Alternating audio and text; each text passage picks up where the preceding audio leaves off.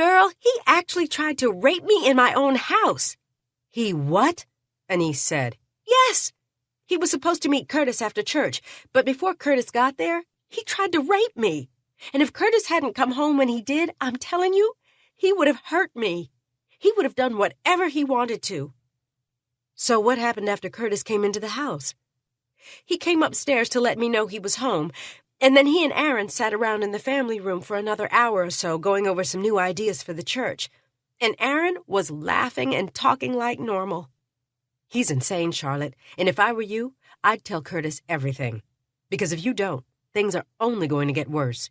I am, right after dinner. I'm taking him to Antonio's, and then I'm going to tell him the truth. You have to. I know, but it's going to be the hardest thing I've ever had to do. And I'm so afraid that he'll try to leave me, especially since I was the one who told him I would never accept him messing around with other women. I made that very clear before we got married, and now I'm the one who ended up having the affair. It's unfortunate, but at this point, you have to take care of this no matter what Curtis decides to do. Charlotte sighed. I just can't believe I allowed this to happen. It was definitely a huge mistake, because like I told you the other night, you have a good man, a man who loves you dearly. I know, and even though I was angry at you for saying that, I know you were right. Well, the only thing you can do now is pray for the best.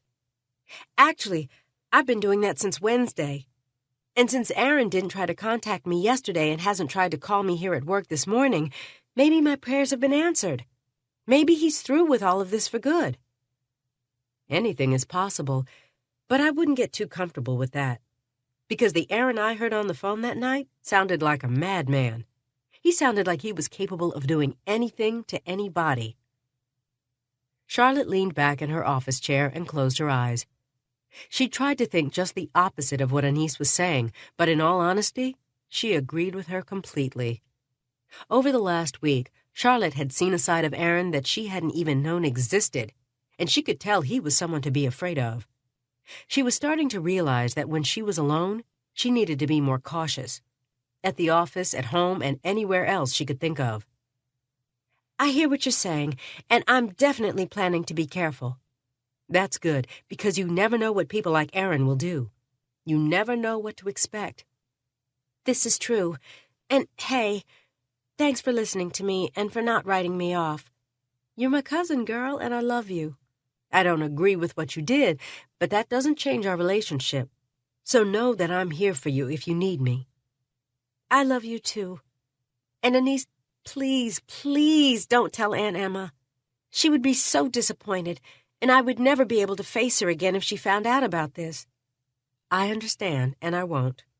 I mean it, Anise, because I know you and Aunt Emma share just about everything. But if you don't want me to tell her, then I won't. I promise.